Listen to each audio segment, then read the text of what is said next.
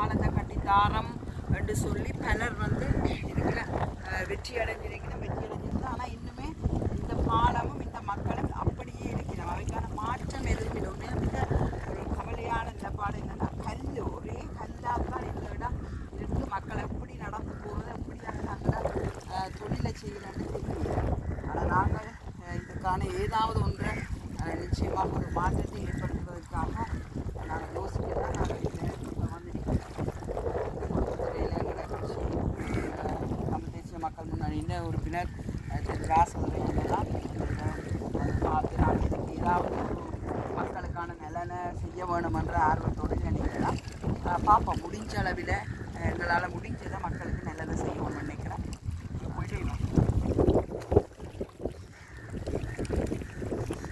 கஜேந்திரகுமார் பொன்னம்பலத்தின் நிதி ஒதுக்கீட்டில் இது கட்டுப்பட்டிருக்குது. ஆனால் அதுக்கு பிறகு சம்பந்தமான ஒரு தொடர்பு அதில் இந்த விருத்தி செய்கிற